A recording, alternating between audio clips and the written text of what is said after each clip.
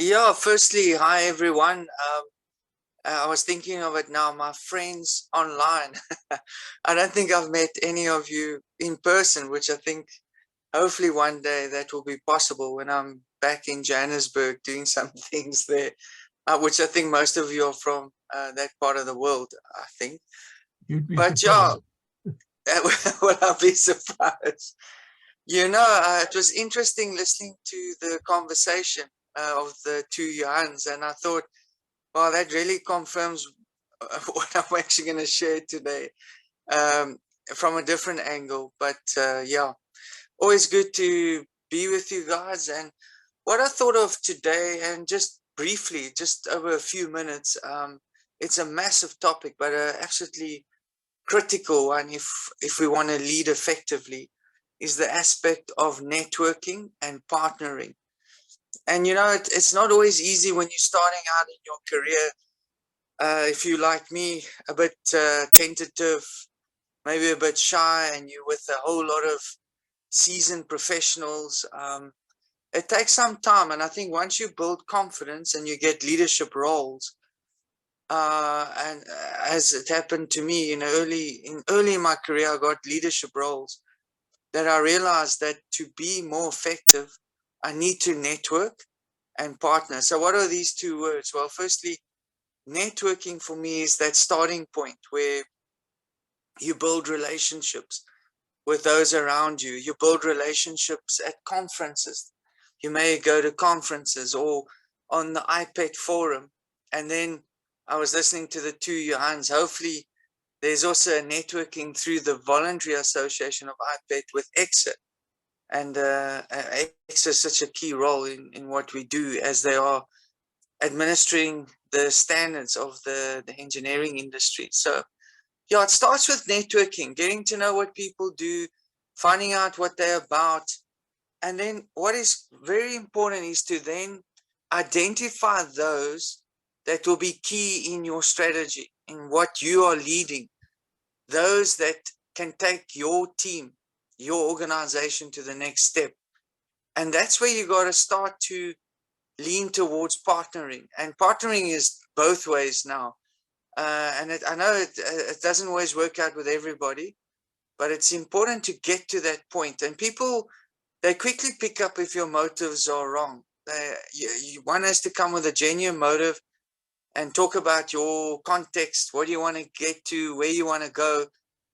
And I have found, fortunately, I've been very fortunate to have built with many people that have been just been a great help for the teams that I've led. They've been absolutely amazing to open up what I call the bigger picture, to get involved in the bigger picture and to see how others do things. And you quickly understand that there's a lot to learn, that what you are doing is good, but when you see what others are doing, you realize, wow, there's a lot to learn. And you want to expose your team, your own leadership to that kind of growth. Um, yeah, so I'll end off with a story. There's so much to say on partnering, but I've just seen such great momentum when that really starts to connect. And it's worth investing in as well, if I can say. I know it costs to fly, to meet with people.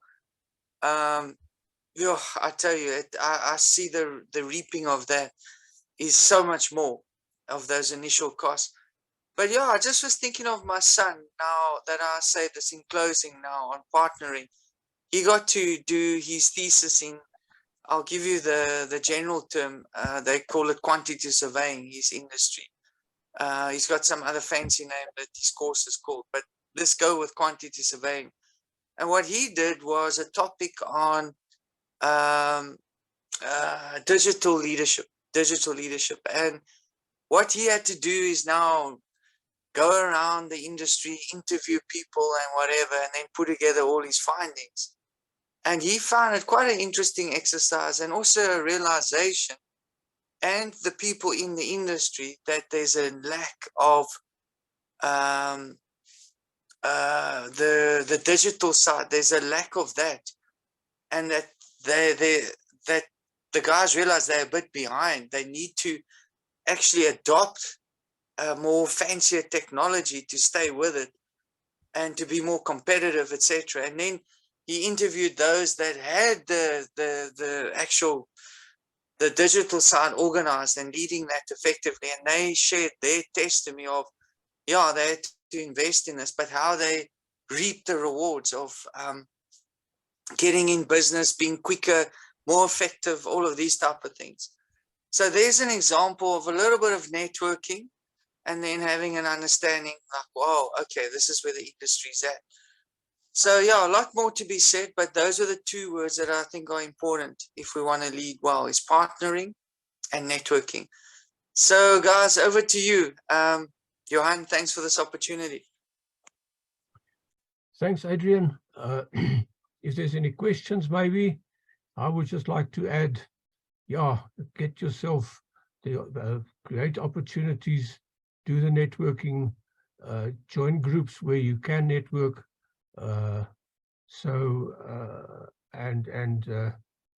What gave me a foot up in industry years ago was that I attended a leadership course, and which taught me leadership principles, but also things like how to do a presentation, which today would be a PowerPoint presentation. Those days we used 35mm slides and overheads and things like that.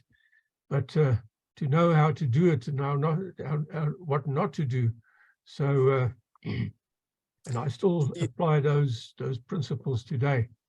So, Johan, I just wanted to add something just before you guys go on. I forgot to mention this, and I know it's very much on the heart of the association is mentoring, and the mentoring is so critical in actually linking people to others, especially the young graduates coming through, those that are new in the profession, to nurture them.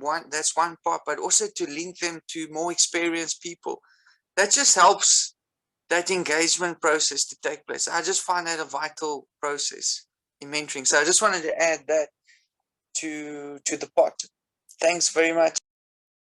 It's definitely a very valid point. Even if you don't have an official mentor, but to hang around people that are that could be mentors for you. I remember when I was a youngster, I happened to sometimes be in the around my big boss, who was the engineer in charge of the whole of the Port Elizabeth construction section of railways, and of listening to what he was saying to other people taught me a lot, and I took that and I applied that in my life, and with great success. So just if possible, be around the big boss, hear what he says to some of the other people, and it can definitely help you, because you'll also understand better how your organization works, and that also obviously works to your works for you. In any case, let's go on with the presentation for today. Firstly, I want to go back to the first slide, the disclaimer. The fact of the matter is that we do these presentations in good faith, and the information is provided in good faith for your benefit. We've tried to make the material as accurate and reliable as possible, but we do not guarantee registration on the strength of the directions and guidelines discussed in these webinars and the material supplied. ECSA registration process is a peer review system. Your registration is wholly dependent on you having met all the outcomes and your ability to describe this to the assessors in your application in a manner that's satisfactory to them. So please make use of the material, but you make use of it at your own risk, and we cannot take responsibility for the outcome of your application. And maybe sometimes we might even make a little mistake in information we give. Please forgive us for that. So also, I'm under load shedding at the moment. I'm working on my backup system. So after this presentation, hopefully the power would have come back on, and I will have to just go switch back to my to the power, and because my computer might not last all the time, so I will have to leave the presentation to Jan for Skalkwyk for a while, so that I can get back on Eskom.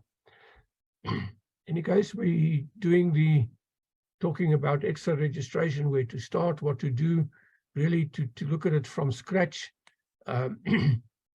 I've been with the Institute of Professional Engineering Technologists for many years, as well as with SAICI. I've been president of both, and I've been on the ECSA registration for many years, although not on this new system, and that is why I usually get someone else to talk on. We're looking at professional registration at ECSA, why register, how it works, and what to do in general. First of all, why do you want to register?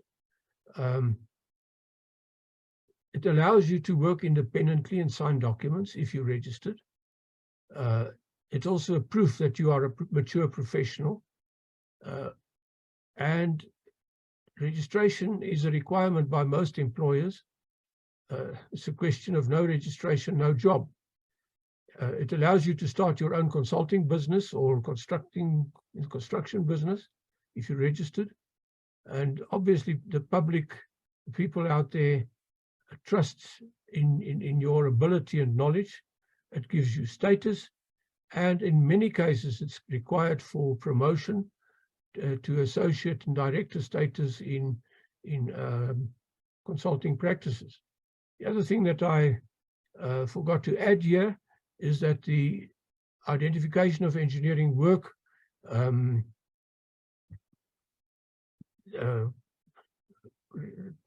rules that's been proclaimed by ECSA requires you to register. Everybody in engineering must register. That is really to protect the people of the country, that nobody can do engineering unless you are registered with ECSA, and whether you comply with the minimum standards, and also to protect the guys who are registered against people who are not qualified to do engineering, but go and do engineering, like we do have a lot of that going on these days. So that is why we want to register. The process, first of all, for you, download the application and study the guidelines.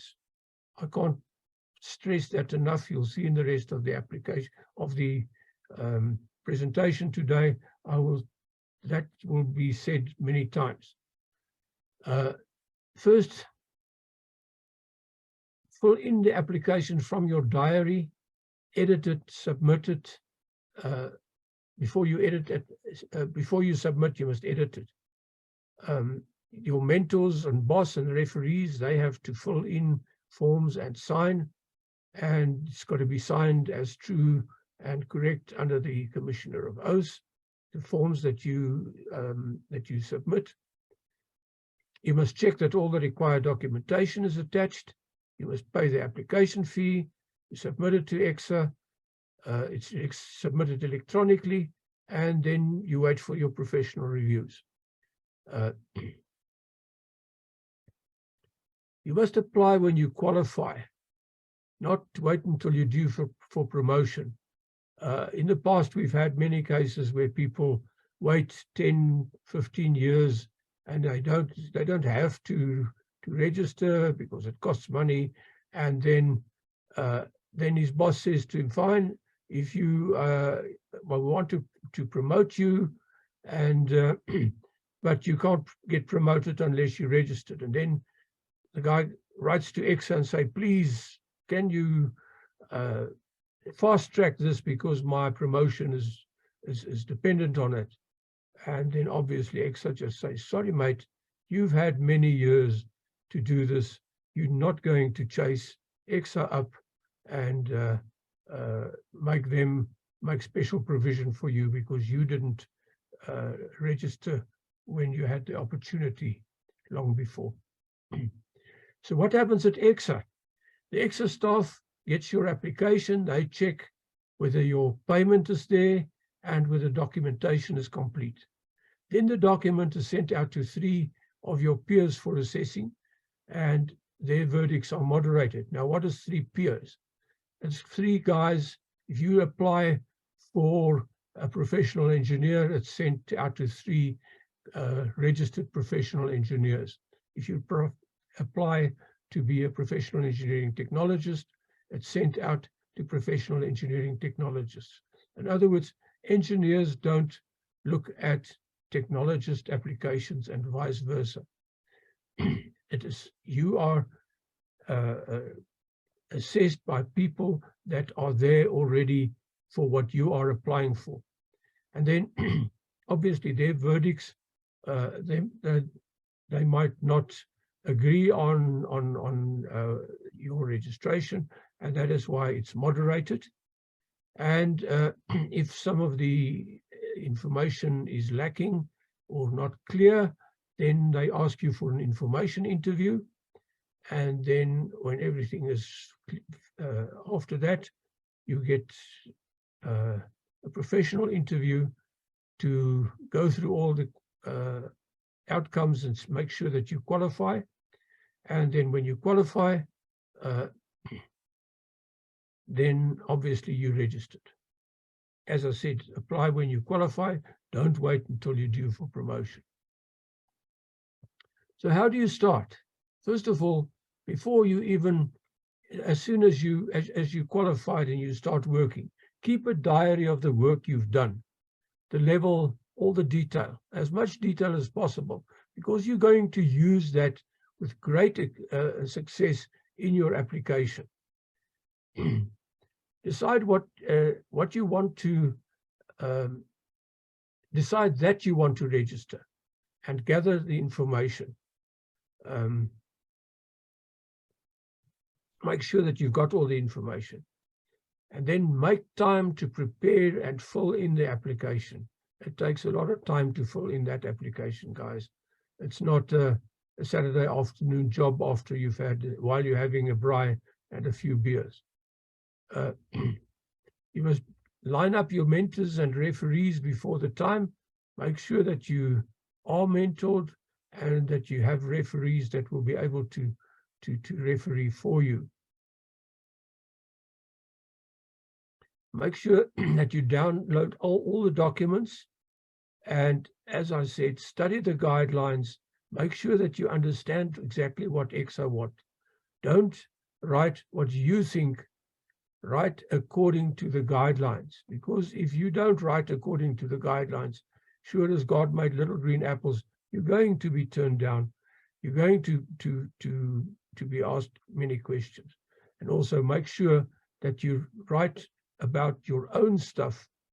You do your own writing, and do not try and describe someone else's project, because you're going to be caught out in the interviews, because they're going to ask you about that project, and you're going to get stuck because you don't really know the detail of it.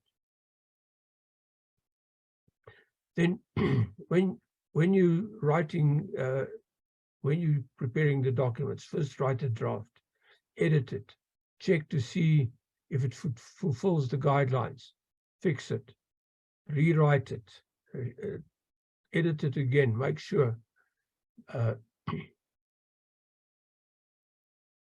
You cannot check this document too many times. Don't think that you can do a rush job. Remember that what you write there is a picture of yourself and what you've done.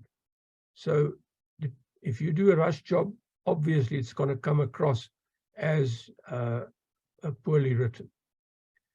Then obviously you have to include the attachments that's required, the certificates, drawings, designs and things like that if you've done designs, and get somebody that's independent to go through and verify and check your report to see that the language is right and that it makes sense, that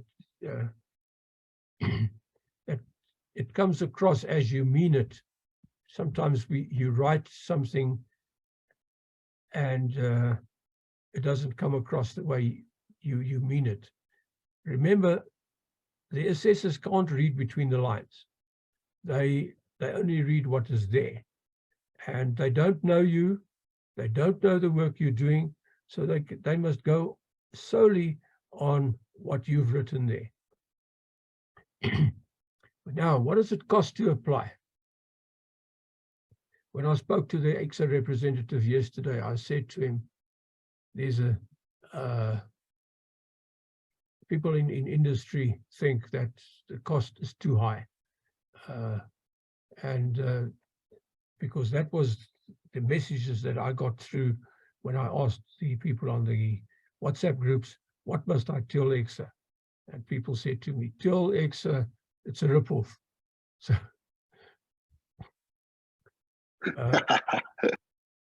so that is the costs. First of all, to register as a candidate, if you register within one calendar year from the date of obtaining your qualification, it costs you 910 Rand to register. If you register later, it's 2,275.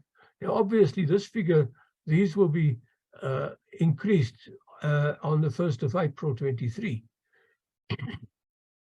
To have your, if you don't have a South African accredited qualification, in other words, if you come from any other country with another qualification, you have to have your qualifications evaluated by ECSA, and that costs you 2,275. Now, to the application to register, if you've been uninterrupted registration, had uninterrupted registration as a candidate, it costs you 4,545 Rand. If you've not registered as a candidate, it costs you double. And 9,000 Rand, as I said, myself and a lot of people's opinion is that it is not, it's not to be sneezed at. It's a lot of money in everybody's terms. If you want to apply for the international register, in other words, if you've been registered for a couple of years and you want to be called an international engineer or an international technologist, it costs you 4,500 odd Rand. And then your annual fees. You can see there now, unfortunately, on my screen, it's covered by some of the stuff. But for a professionally registered person, your annual fee is 4,675, and it's 3,865 if you are a member of IPET or one of the other voluntary associations. Now, IPET's membership fee for a professionally registered person is less than that difference. In other words, it pays you to be an IPET member, because you get a bigger discount than what it costs you to be an IPET member. Fine. Now, first, where to get those documents? The ECSA website link, there it is, www.exa.co.za, documents, site pages, etc. Now, the documents are referred under either PE or PT or PCE or PN. That means the PE stands those documents are for professional engineers. For professional technologists, it's the PT documents. For certificated engineers, it's PCE, and PN is for technicians. Now, please don't call a certificated engineer a certified engineer. He's going to take exception because he's not certified to be, because he doesn't have all these ducks in a row in his head. That's what it means to be a certified engineer. The ECSA documents are to be studied to understand the standards and the requirements for your application. The RO2 STA revision 1, August 2020, that gives you the competency standard for registration in the professional categories. So whatever category you want to register in, you look for that, as I said, according to PE, PT, or PN. And the guide to the competency standards as a professional engineering technologist, referred to as RO8, is also to be downloaded and understood. Now, the documents give all the required information in detail. Make sure that you read and understand it all before you start. Because otherwise you make a start and you find out afterwards that you've written the stuff in the wrong format, or you've written a lot of stuff there that's not needed, and you've wasted a lot of time. So in other words, first read the instructions. Don't have that attitude of when all else fails, read the instructions. When you've been turned down by ECSA, then you start reading the instructions. You don't want to be there. It costs money. First, start preparing your initial draft. After a couple of pages, go back and reread the documents and adjust your approach accordingly. You want to reread the ECSA documentation a number of times during the presentation, preparing your presentation, and then a final time before you submit to make sure that it is correct. This is a meticulous process of writing and editing to ensure that you submitted the required evidence in the format asked for. Chris always says it takes you 50 hours at least to do a proper job there. Now, there are the various documents that you need to download and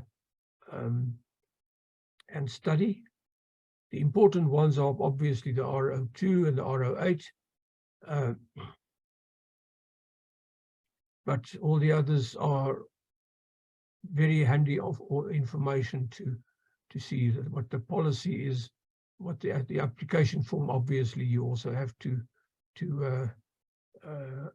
download and fill it in electronically, and so on. Training and mentoring guide and all those. Now, what do you need to complete? The following are required to be completed: the application form as a professional engineering technologist or a technician or engineer. Part of that is an academic record.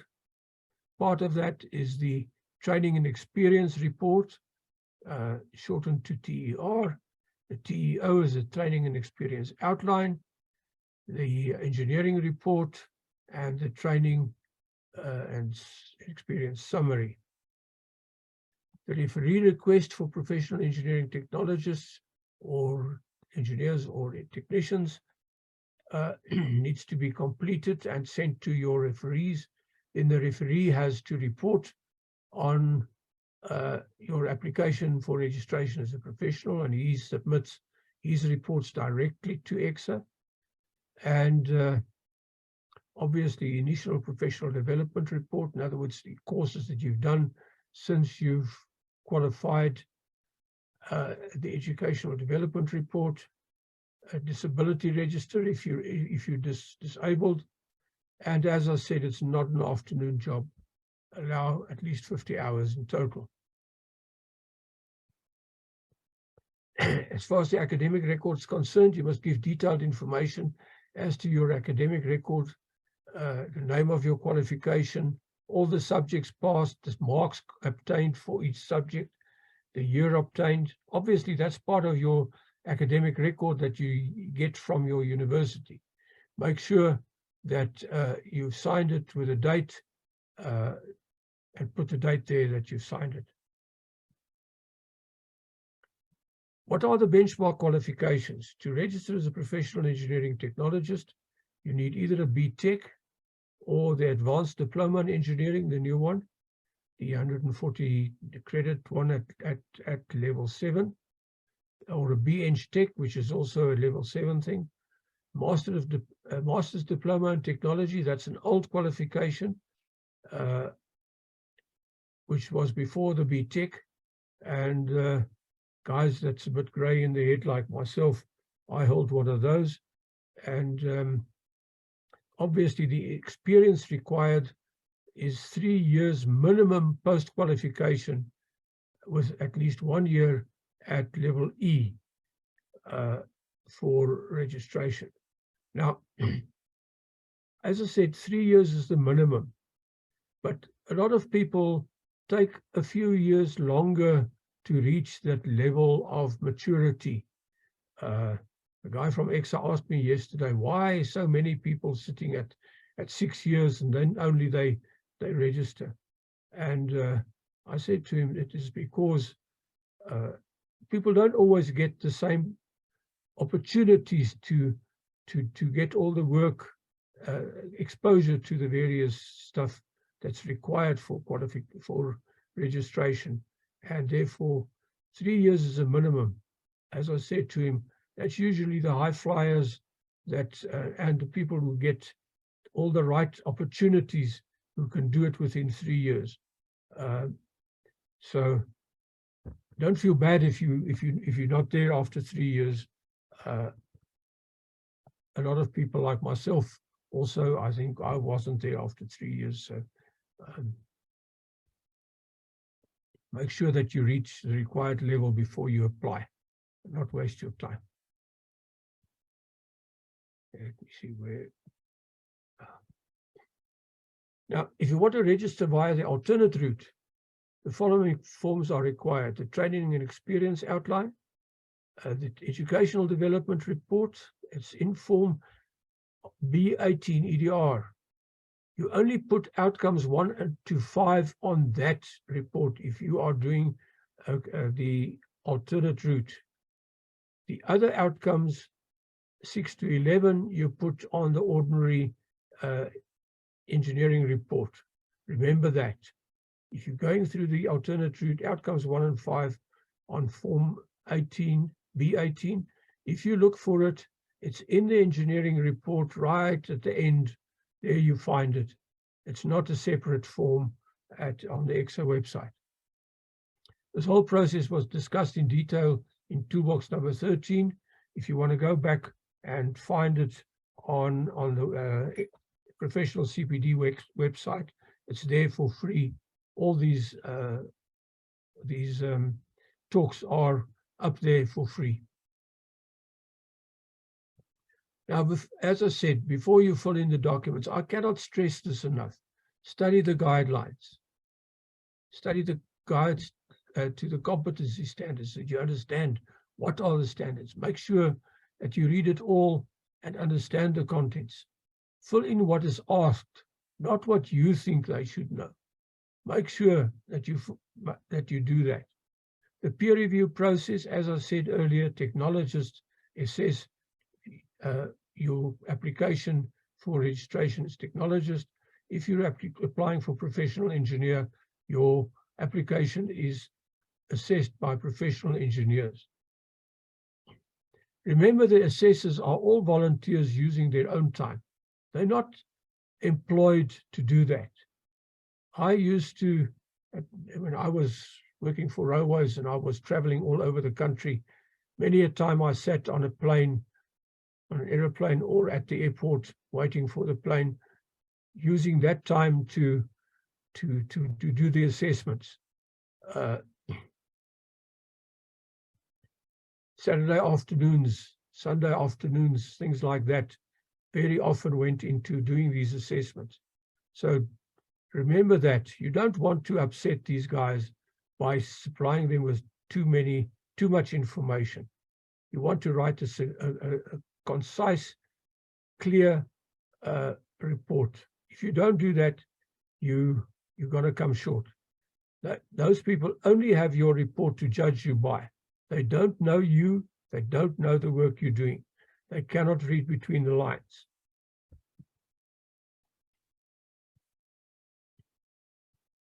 In your report, you must demonstrate your knowledge of the theories and the practical experience you applied in your engineering work. Your report and presentations need to be clear, concise, short, to the point. Keep to the number of words that they say. You can go a few over, but not more than 5 or at the most 10%. Don't be shy and downplay your contribution. Give a true picture. You know, a lot of us were taught in Sunday school to not blow your own trumpet. This is the opportunity you have to blow your own trumpet and to tell what you've really done. Obviously, you don't want to make claims that you have not done, but don't be shy. Don't downplay your contribution. Give a true picture. Be proud of what you've done and brag what you've done. Make sure that the spelling, grammar, and format is correct. Nothing gives such a bad impression of a person if the spelling and grammar is not correct. And obviously, you're going to be judged according to that as well. Describe your responsibility and contribution. Do not describe the project. A lot of people tend to describe the project that they worked on. You need to say things like, I was delegated responsibility to do this and this and this and this.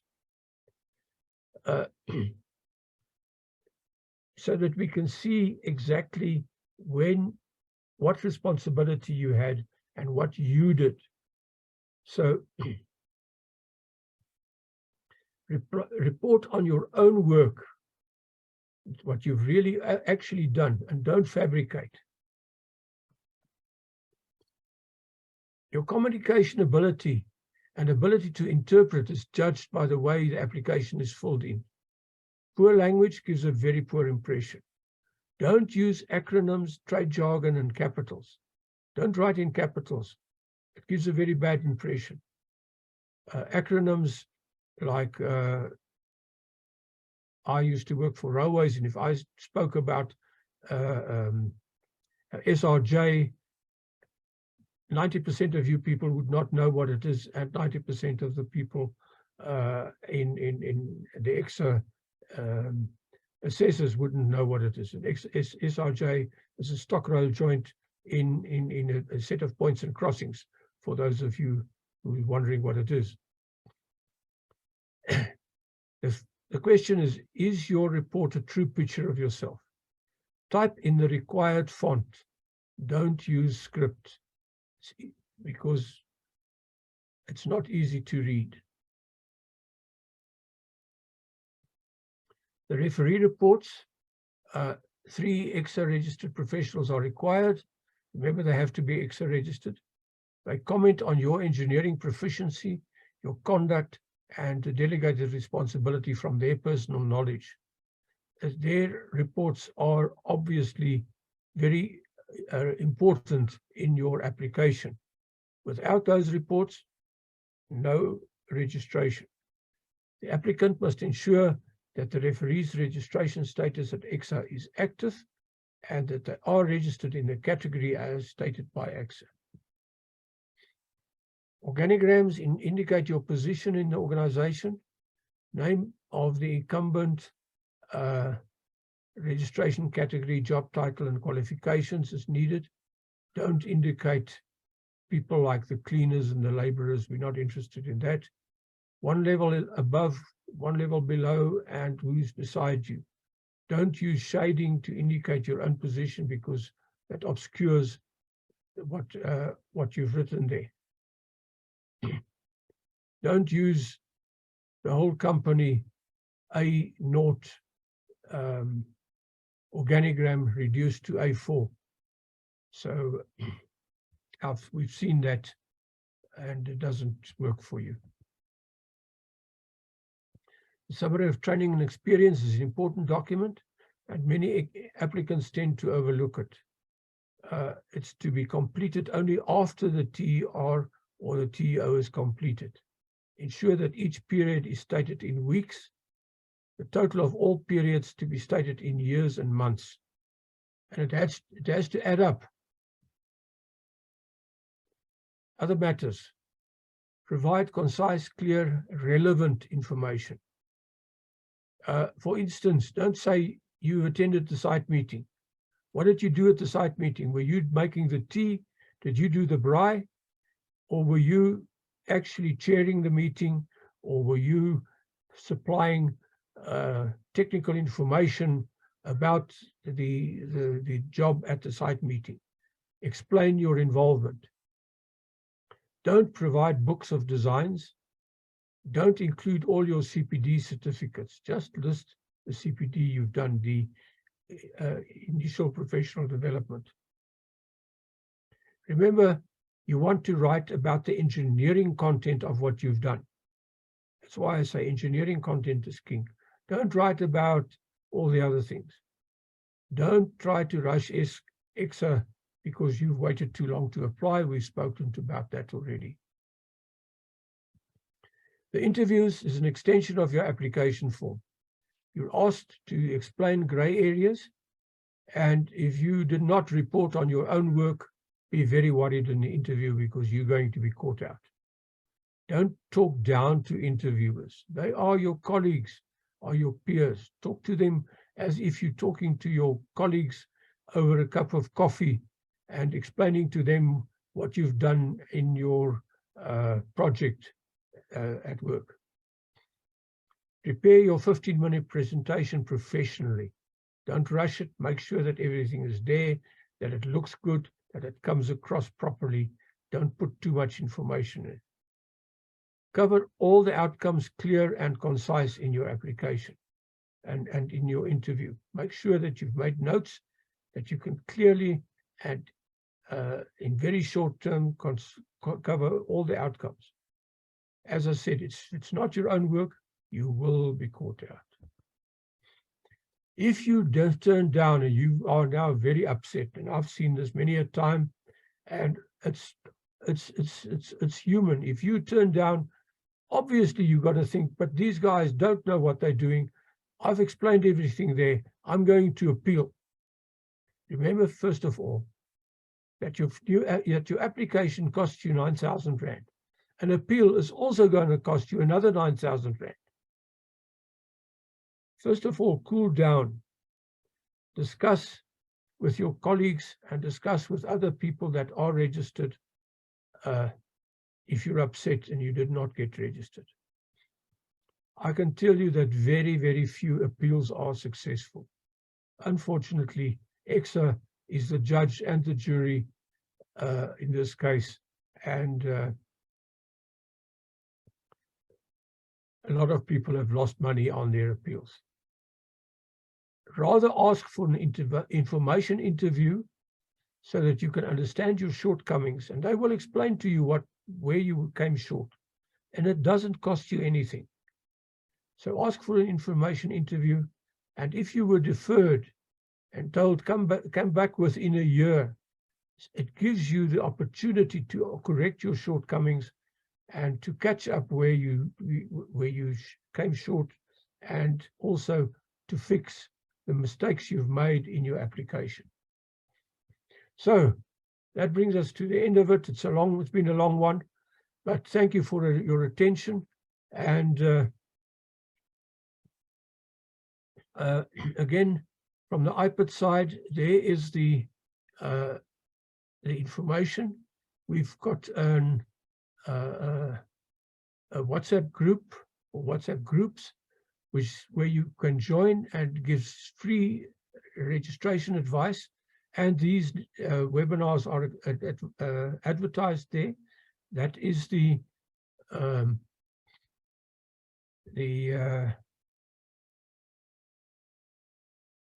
link. And then if you're looking for a new job, or you don't have a job, we've also got a job, which I try and put jobs on as I find them elsewhere, and you can apply there. Also, that is also free. There's the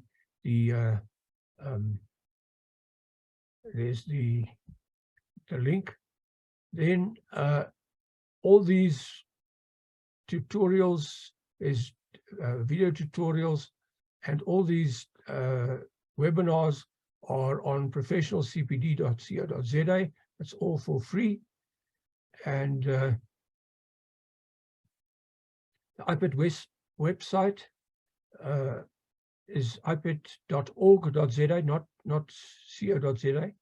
And that phone number, 073-336-2471. Leave a message there. It might take me a week to get there, but I don't answer that phone. I've got it with me, but this phone is not always with me. I don't answer it. It's my personal phone, but that's actually the IPET number, and you can ask anything there, and I will try and answer it.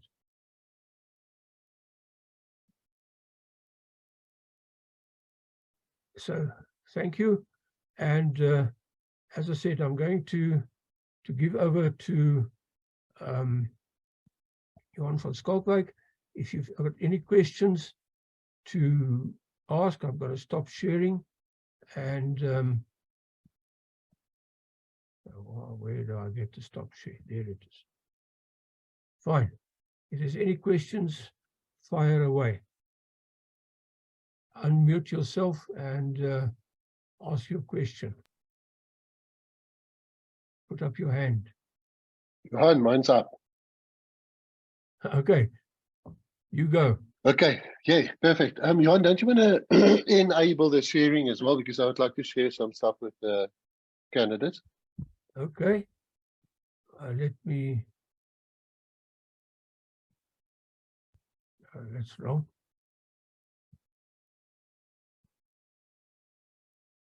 Let me just get back there to the right part of it. Okay. Multiple button, we can share simultaneously.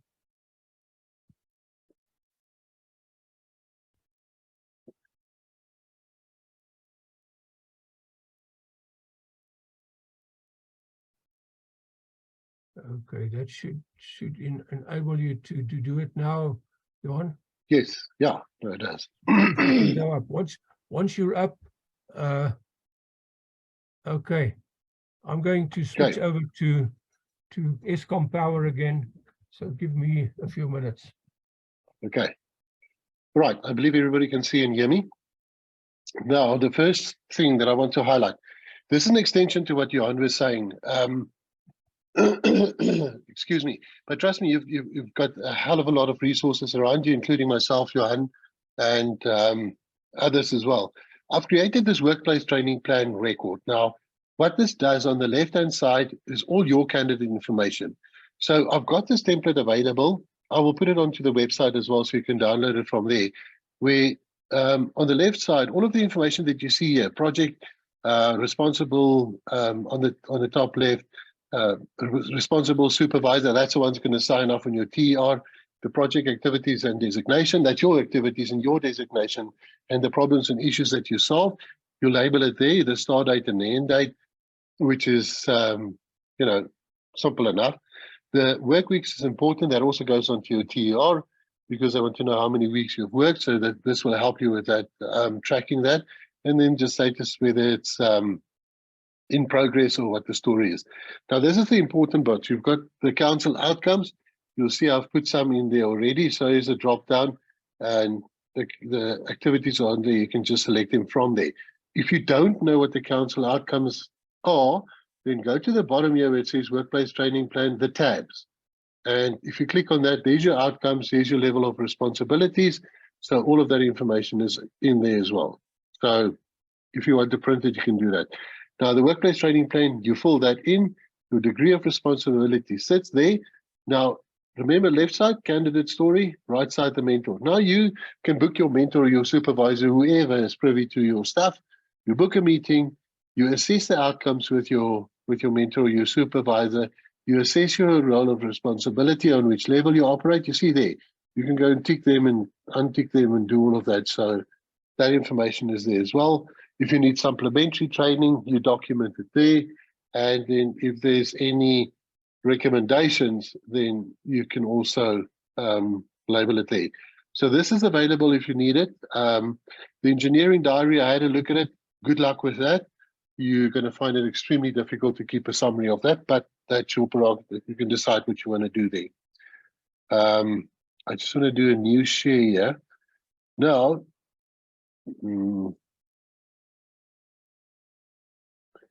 right, can everybody see this? If you can't, just let me know. Now, this is, you know, that workplace training plan app that I've just explained to you. If you want to have the electronic version, then the electronic version is here. It's based on the same principle as that workplace training plan, the Excel spreadsheet that I showed you. All it means is you will get a login like this. You basically log in, and if you go, you see, look at the top left. So all your information. I just want to move this thing out of the way. It's in my way. How do I get rid of this bar?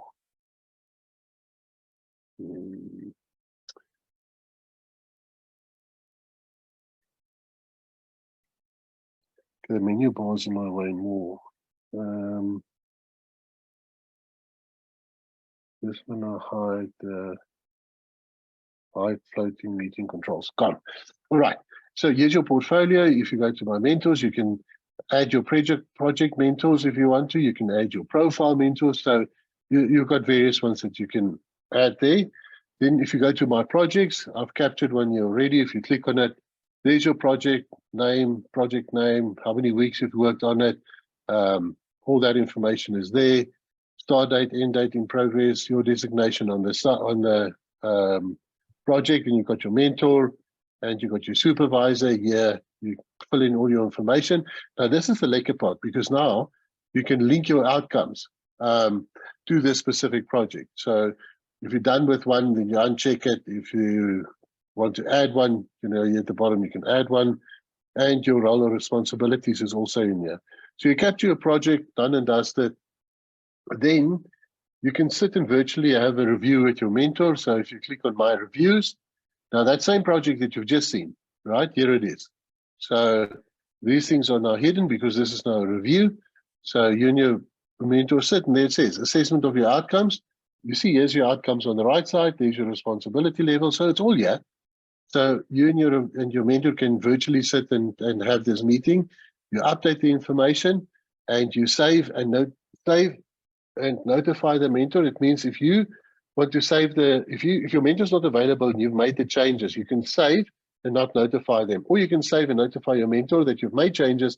Can they please go and check that he or she agrees with your changes that you've made?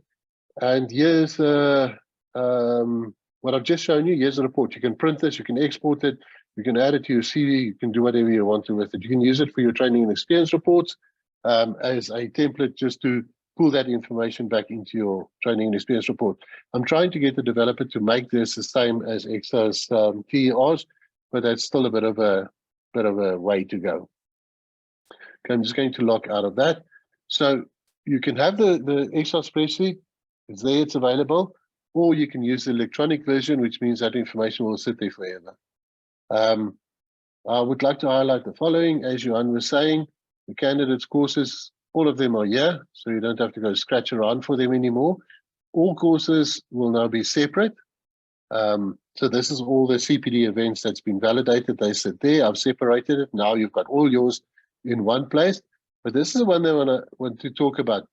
The where it says info, this is more information. I just called the info because I didn't have enough space to write out candidates information, blah, blah, blah. I'm going to update it with some more. I've added some interesting stuff. The landscape of the built environment. Why did I put that there? Because in your interview, ECSA is going to ask you, so what is ECSA? What's their role? What's ECSA's role? How does SAFSEC work? What's the whole story with it? So this will give you a nice background on that. You know, the development module is there.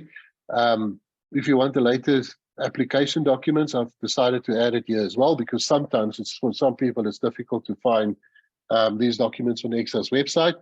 I've also added the competency standards for you, application process, estimate timings on when you submit your application, project lifecycle I've added there, ECSA's code of conduct, which is outcome number 8. I've also downloaded that for you. The registration fees, as Johan was saying, is also on here. Then I've added the alternative route of registration, so you can go and find out more how to, what is important, what's the deal with it, the difference between the categories, the application steps to ECSA, the outcome criteria, blah, blah, blah, and all of that. What I will also now add after this presentation from Johan is those important documents, like the PTPE, that full document. I will also create some space to add that to the to this web page.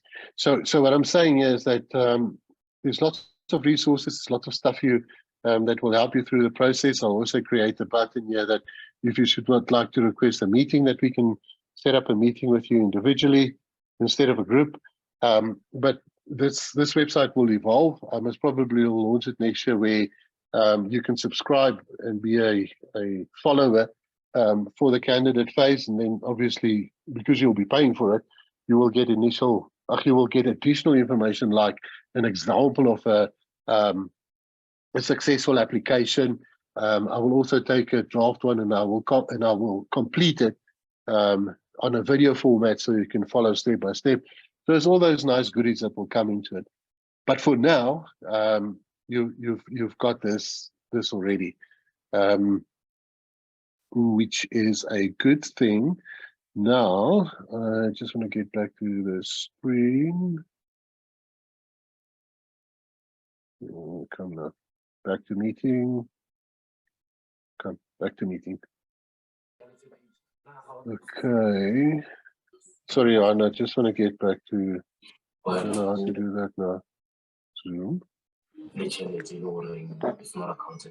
Stop share. All right. So those are the nice goodies that's available to help and support you through the process. Another thing that I would like to highlight while I've got everybody's attention, we have put together a workshop, well, a webinar for the 1st of December, if all goes well, of course, on how to start your own consulting or contracting business. I think for the young entrepreneurs out there and the people that would like to start their own thing at some point or want to find out how to do it, we're going to set that up for you. I think it's worth it, because there will be, the program will look something like this.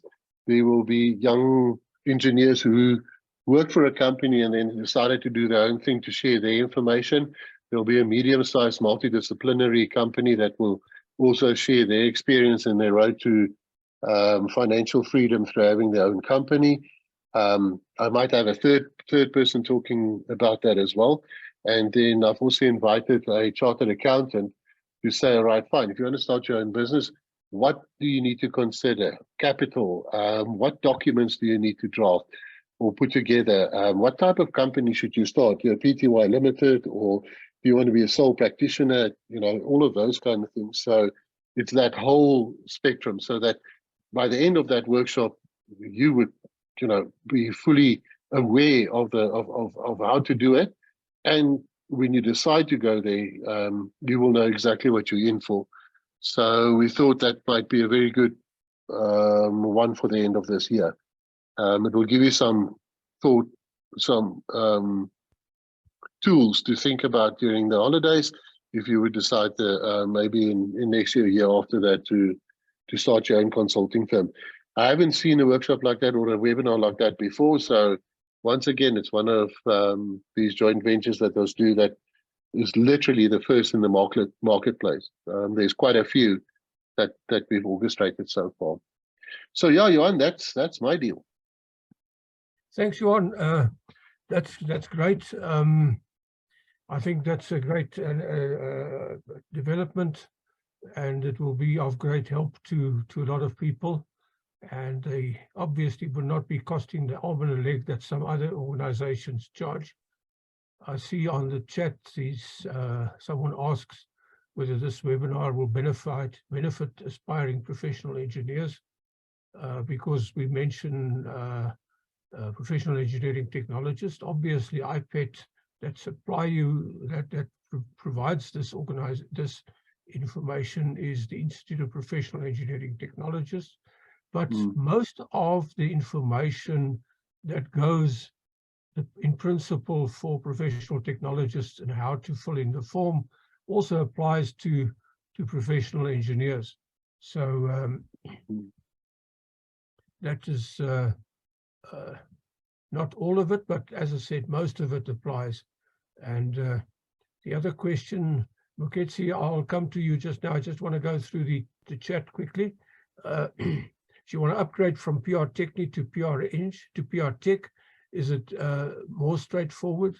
And do you pay the full fee for the application? Yes, you pay the full fee for the application. And obviously you upgrade after a couple of years, and maybe you've registered as a PR Techni with your national diploma, and you've since done a national BTech, and obviously then you use that. It is more or less more straightforward, but yes, you still have to fill in everything. So but it's worthwhile in the end. If you do, I write the development report if I have a national diploma and 10 years experience? Yes, you need to do that. And John, they've asked here, where can they find the link for that starting your own business webinar on the 1st of December? Can you put that on the chat? No, I haven't got the link yet. I've drafted everything, so it's there. I'm just waiting for the medium-sized firm, and I've invited another firm that I've seen evolve from zero to what's name. I just want to find out if their CEO is available as well. So I'm planning to have 3 of these speakers. If they're available, if it's cemented in, then it will go out. It won't go out later than Monday. So I most probably will send out the link plus the invitation plus all of that out during the weekend, but I'll send it to Johan first so that Johan can also distribute it from his side. Johan, I think the cost will be around about 500, 550 for the half-day event. So instead of 1,000 or 2,000. So I think that's sort of fair, if you agree. Yeah, I agree. Obviously, what we'll do is we'll advertise it on all our chat groups and also on LinkedIn. And Johan, you'll put it on your LinkedIn page. I'll put it on my LinkedIn page. So it will be, and as I said, on all the chat groups, which most of you belong to, because if you didn't belong to it, you wouldn't have known about today and you wouldn't have been here. So that is where we are. I think that is all the questions at the moment. I would like to go and ask Muketsi to unmute himself and fire away. What is his question? Muketsi, we can't hear you. I don't know what's the problem. I'm going to go to the next question and come back to you. Maybe you've sorted your sound problem out by then. Mr. Forza, if you unmute yourself and ask your question. But you see, Muketsi's now trying to mute and unmute, but still no sound, eh? Yeah. Well, there's a question on the chat asking, can't ECSA move to board exams for registrations? Relying on work experience is not working in this country. There are no jobs. We've actually, I know that SAICI has approached ECSA to try and get them to agree to do virtual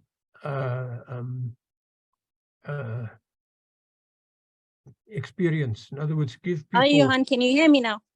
Yeah, we can hear you now. Oh, thank you. Sorry about that. No problem. Carry on.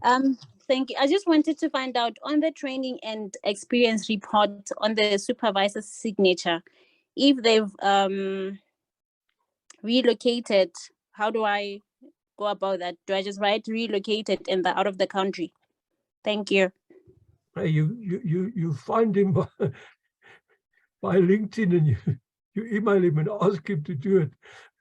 But if you can't find him, look, it happens that your supervisor is was older than me, and he's passed away, and you can't get hold of him, and so then you have to give a sworn affidavit that this is what you've done and that your supervisor is not available. But make sure that it is the case. I remember being on the registration committee, and the guy said no, he couldn't get hold of his supervisor. This was his supervisor, and his supervisor was sitting next to me. His supervisor wasn't dead. No, no. The that's rather fun. supervisor happened to be part of the registration team. So yeah, try and get hold of your supervisor if he's out of the country, if he's on pension, but if you know he's going to go out of the country or going on pension, get him to sign for the work that you've done already, and try and get his information so that he can sign for you in future as well. So, is that answering your question? Yes, thank you. I've actually got two that I can't reach, and the other one is deceased. So that, I think that will help. But thank you. A sworn affidavit, if you can't do anything, if there's nobody else, is accepted. Oh, okay. Thank you so much. Jono, you got a hand up. Buketsi, and Yeah. you. I think it's better now. Yes, now it's spot on. There we go. We can actually. Yeah, no, I had to be an IT technician there for a minute. Good evening to everyone. My question is about the app that Johan was just presenting now. I am still on my second year after qualification, after obtaining my BTech. So I'm still on a mission to register, just as 3 years comes to an end. And I realized that the app is going to be very good at helping me keep track of what I've done and what I still need to do. I believe I'm very close to achieving level E responsibility. So how do we access the app? Do we pay for it? Is there different rules for people who have registered with iPad? Because I did register with iPad, I think, over the weekend. And my other question also is, with the registration of iPad, do we get some sort of registration number to present when we are registering with ECSA? Do we get some sort of certification to say we are a member? And just as a closing remark, I've been part of these discussions, I think, for quite some time now, and I cannot express how much of an eye-opener they are every single time. Some of the information is very, very repetitive, but it's new and refreshing every time, and it's understood every time that is repeated. So I really love to say that, Johan, from the bottom of my heart, I think I'm grateful. It shows the commitment that you guys have to the profession, and seeing senior professional engineering professionals commit to the profession like this is really encouraging for us, the young ones who are coming up. So yes, that's my closing remark. But the question about the certificate, and also how do we get access to the app that Johan just presented? Okay, well, there's 3 issues here. The first one, I would like to really reinforce what you've said about Johan. I think the presentation for tonight was quite insightful. I really enjoyed it, and I from the bottom of my heart can't thank Johan enough for what he does for the industry. I think it's man, it's bloody amazing, to say the least. But that's my language, is how I talk. The app, I need to talk to you, Johan. I really want to give a massive discount to IPED members. I think there's massive scope for it. The normal price is usually R1,000, and but I've dropped it to $750 per year. But I'm sure for IPED members we can even make a better plan. But let me have a chat with Johan. I've posted my email address on the side there. Please just pop me an email so that I've got you on my database. Then my Johan and myself will have a debate about this, and then I will send you the process, how to register and how to do the payments and all of that, and give you access to it. And I would love to spend a little bit of time with you in explaining the app and how it works. It's got massive potential, but I haven't really marketed it or anything like that. It's I initially started out designing it for the CETA, for the funding and all of that goes with it. But then I realized how valuable this is. On the contrary, I actually believe that ECSA should be using something like this. But that's my personal opinion, because it is exactly what we need. So long story short, and then your third one, I'll pass it over to Johan, because I believe, yes, you do get a certificate, yes, you submit it to ECSA and you get your discount from that. Yeah, as you said, you've just joined over the weekend. What happens is you get, once you've registered on the website www.iped.org.za, you go to the website, you register there. For those of you who don't know, there's a place there, and then that goes to our admin office. And if your registration is not complete, they will contact you and say, we need this or we need that. And then one of the things they want is an address to post, no, not post, but to send your certificate, membership certificate to. Usually we courier the membership certificate, but we usually take a bit of time, because we don't courier everyone separately. We wait until we've got about 5 or 10, and when we go to the courier and we get a better price for, because most other organizations charge you for registering as a member, so that the price of the certificate and the administration and the courier would then be included. We said, no. We provide to register as a member or to become a member, is free. And for a graduate, the first year of membership is free. Or for a student, the membership is free as well. So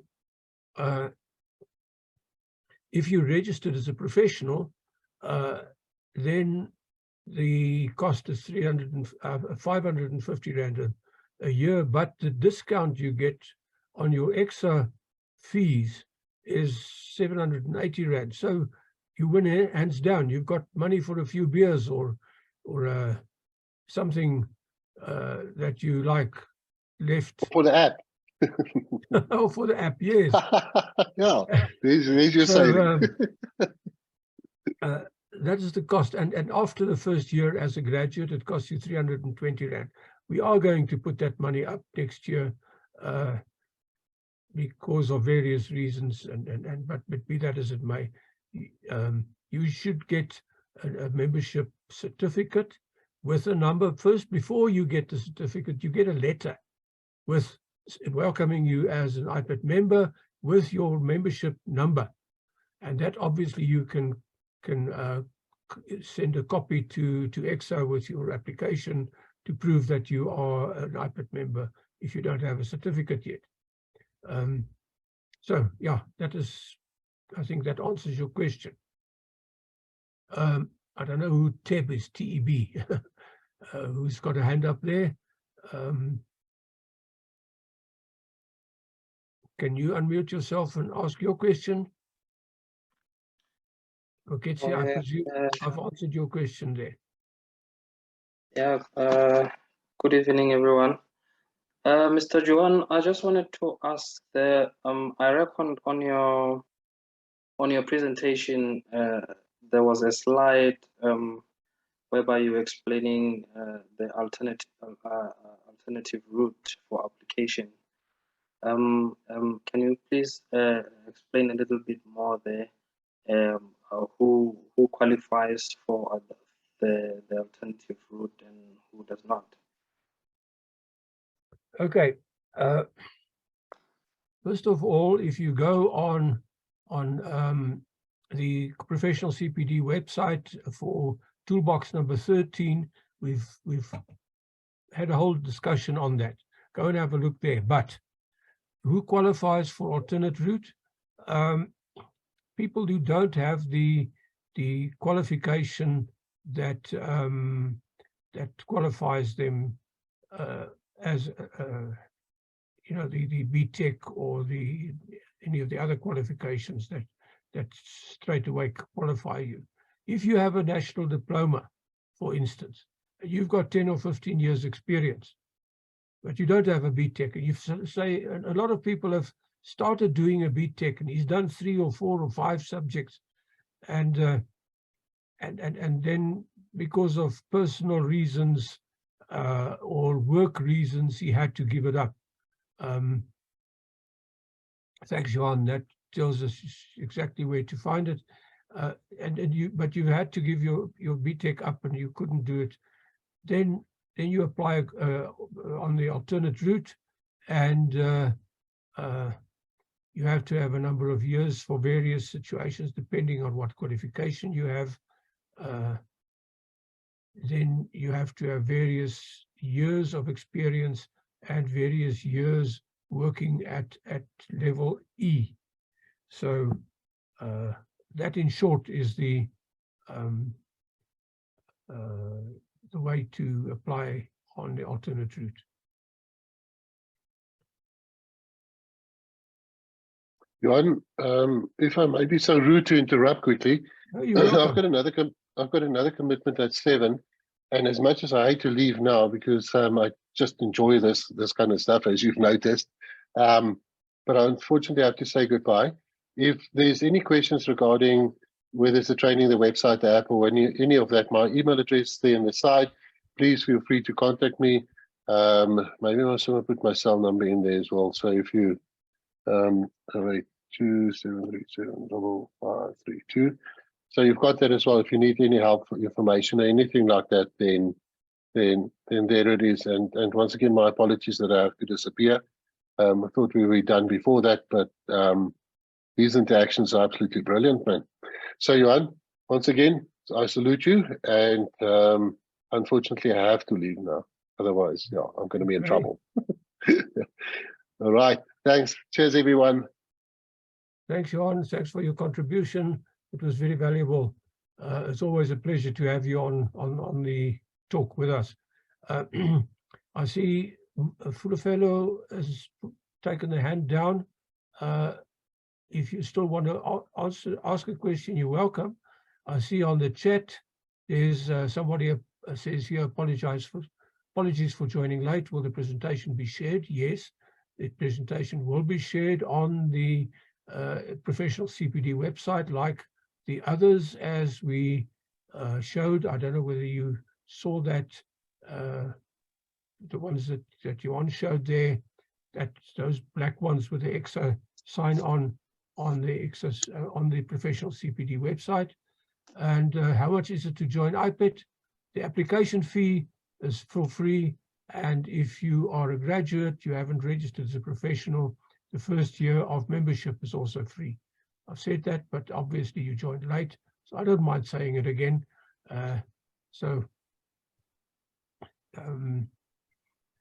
Ashton, you've got your hand up, and now it's gone. Good evening, everyone. I'm sorry I joined this meeting late because of load shedding. I might have missed something. I have two questions. How much does it cost to apply for candidate engineering to ECSA? Then also, how long does it take to get registered? Oh, how long is a piece of string? How long does it take to get registered? It really depends on a lot of factors. It depends to a great extent, first of all, on how good your application is. If you have a very good application, very well written, then it goes quicker. But it takes a couple of months. And because it's a long process, it first goes to ECSA. They check if everything is there. If you paid your money, then they send it to the assessors. They have some time to look at it. Once they have assessed and sent their assessment in, there's a moderator that goes through it. And then after that, it's decided whether you have to have an information interview to clarify, and otherwise you go straight to the professional interview. After that, again, that is moderated, and if everything goes fine, you can get registered, I would say, within 6 weeks to 2 months. But sometimes it takes a lot longer because they sometimes go back to you and ask for more information, or say to you, no, but this or that is not it. You were supposed to add this or that is not there, so that all adds to it. What was your first question about the cost? Yes. To register as a as a candidate, you said? Yes. Look, I don't have it right in front of me. It was on the presentation. Are you on one of the chat groups? Oh, no. Not. Yes. Okay, I'm going to put the phone number on the chat again, and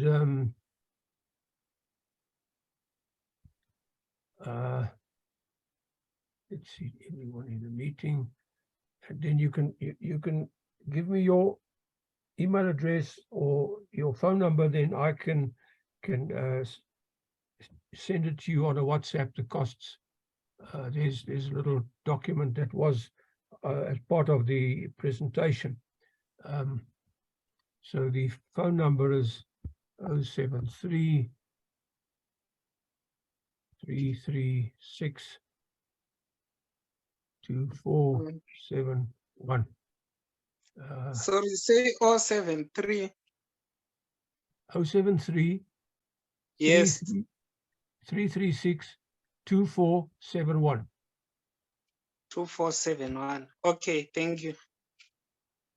Okay, that is the. I don't answer the phone if it rings. You just leave a message, either a WhatsApp or a message. I see there's about 10 of them that I have to answer that's come in through the last week, so I don't look at it every day, and it's a lot of work. I've got a lot of other things to do. I mean, any case, let's see, there's another question here. Adrian has got a hand up there. While you're asking your question, let me see if I can quickly read through this. I'm registered with ECSA as a candidate engineering technologist, as a member of the Chamber of Engineering Technology, as a graduate with IPET, and as a graduate with SAISI. Journey between companies from consultancy to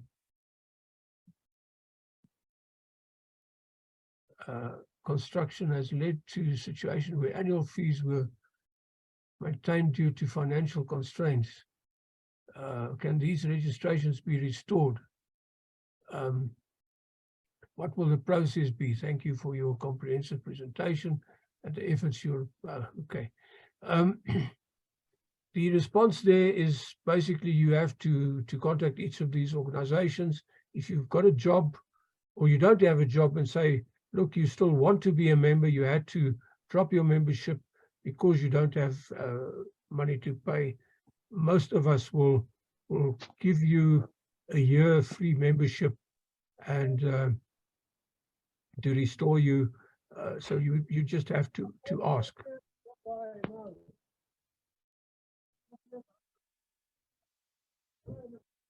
Adrian, unmute yourself and fire away. Thanks for taking my question, and apologies for joining a bit late. So I have completed my compilation for my submission as a professional technologist with ECSA.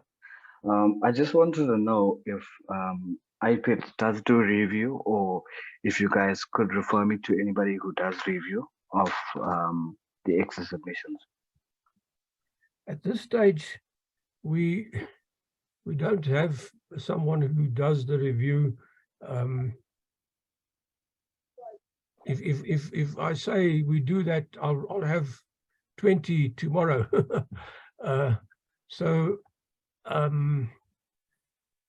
As a rule, we don't do it. Sometimes if we can find someone who's willing to do it, then a person would read through it for you.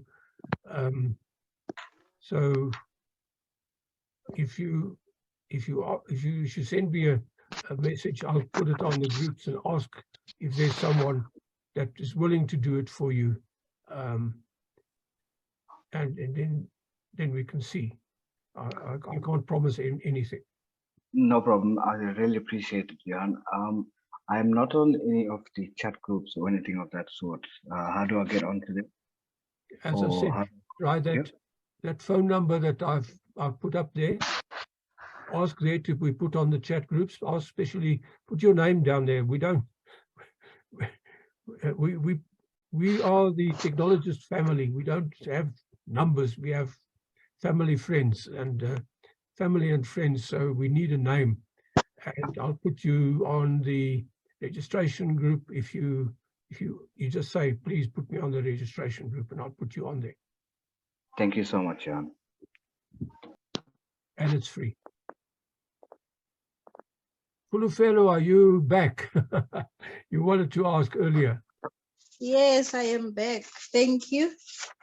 I have 3 questions. The first one is, does it matter which version of the form that we must use for application now? Because I started my application last year, but this year when I went to the ECSA website, I realized that they've got a new format. They've got a new updated one.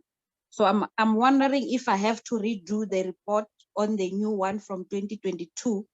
And also I've got some of my TER signed by my previous mentor. So do I have to use the new format again and get a new signature? The second question is, when do I start my report? Exactly when I get the qualification, or I can backdate it a little bit? And then the third one is, I currently work at the local municipality as a project manager. I got advice from somebody who's registered who said that when I write my report, I must not refer too much on being a project manager at government. So what advice do you have for me? Thank you. Okay, the first question was about the new format report. Obviously, if you were writing the old report, you've got it on electronic format and you can just transfer it. And if possible, get your supervisor to sign it again, because ECSA wants it in the new format. I have a problem with that, but you know, that's what ECSA wants, and you want to get registered, you have to do what they say.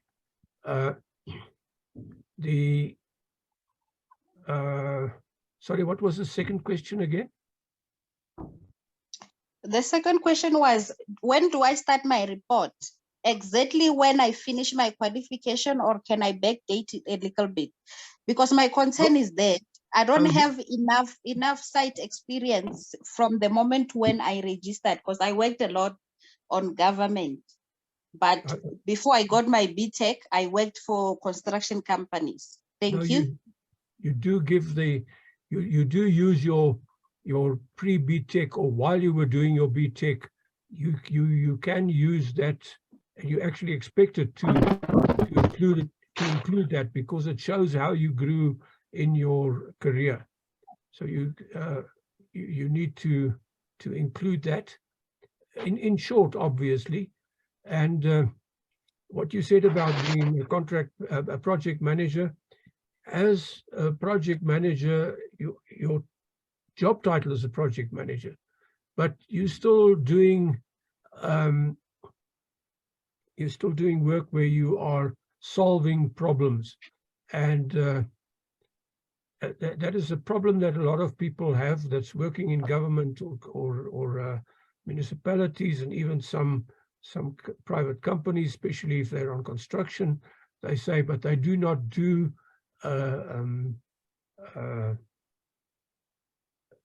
design work, and therefore they're having a problem to register. If you look at the requirement of outcome 1, 2, and 3, it's about problem solving. Obviously, design work is an easy way to show problem solving, but you can use other problem solving as well, as long as it's engineering problem solving, and you can show how you've used your engineering knowledge and your engineering skills to do the problem. Also, you can use, because sometimes you have to review designs from consultants and all that.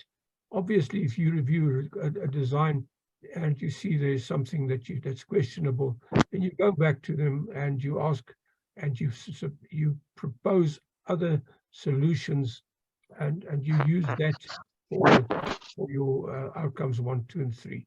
So don't put too much emphasis on the project management. Project management in engineering is still doing engineering, and put an emphasis on the engineering content of the work that you've been doing. So that is my advice for you there. Noko, does that answer you, Fulafelo? Yes, thank you. Okay, thanks. Noko, unmute yourself. Thanks for the opportunity, and good evening, everyone. Good evening, colleagues. My question is just a follow-up on something Fulufelo mentioned. If we're including our experience prior to obtaining the BTech, how strict is the 3-year experience period? If you've got, let's say, a lot of experience with your diploma, then you did your BTech at a later stage, how strict are they in terms of waiting for that 3 years post BTech before you can submit, especially if you feel like you've performed at the required level while having the diploma, but now you just obtained the BTech? If you have more than 8 years of experience since your diploma, then you can apply via the alternate route. Obviously, you mentioned that you have a BTech, and when I was on registration, we used to take that into consideration. And but you were required to do the 8 years, of which 5 has to be in a position of responsibility, and in other words, level E. So, but especially if you have more than 8 years since your national diploma qualification, then you're in the pound seats, and you just apply on the alternate route, but mention that you do have a BTech, and that you're just short of a little bit of time there. But they look at the whole picture. That is what we look at. So that is the answer there. Adrian, you have another question. Yes, Johan. Welcome. So it is quite a daunting task. getting closer to the submission, and I do envisage submitting by hopefully the end of next week. And so I just have the pre-jitters at the moment, as one can understand. Do you have any videos or criteria or information that I could have a look and read through regarding any do's and don'ts with regards to my application? I think that was, I think toolbox 14 had the do's and don'ts. Go and look on the professional CPD website. It's one of the last 5. They were specifically do's and don'ts. Okay. I think I did that one and not Chris. And the other question I have is, and I included a lot of do's and don'ts today as well. The other question I have is, so I've noticed whilst busy with my compilation that there's a table towards the end of the report, the IPD form. So that's form B5 IPD. That's with regards to engineering courses and what have you. So I've predominantly worked for 2 companies over my 9 years in the industry. However, I haven't been on any CPD courses, if you call it, and I've been for more in-house training within the firms. Does that put me on a back foot with regards to my application? Well, I would include the in-house training there. It's not ECSA accredited, but it is IPD. I mean, it was training that was provided by the company to enable you to improve your knowledge. So surely the assessors should take note of that. Okay, thank you, Jan.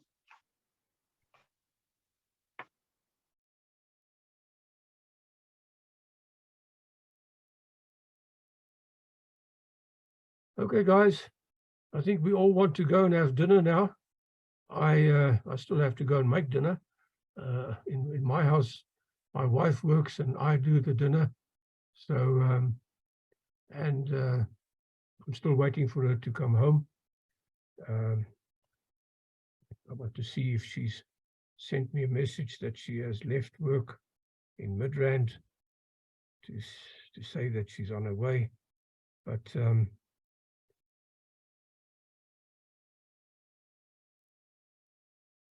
let's see. Oh, she's left already 20 minutes ago. So yeah, guys, I'm going to close up for today. Thank you very much for attending. This was brought to you by the Institute of Professional Engineering Technologists with compliments. I hope that we could answer some of your questions and give you some useful information. And as I said, you're welcome to join if you have a something like a BTech or a BET. You qualify for IPET membership. If you're studying towards it, you qualify for student membership. Application is free. The first year of membership is free for a graduate. So please go to the website www.ipet.org.za and look around there, see what we're about, and go and join there. As I said, it's free to join. So we look forward to hopefully in 2 weeks doing another webinar. If there's any subject you want us to specifically zoom into, please put it on the WhatsApp groups for us. You've got the phone number, so please do, ask for it. And apart from that, have a good evening. I hope you don't have too much load shedding.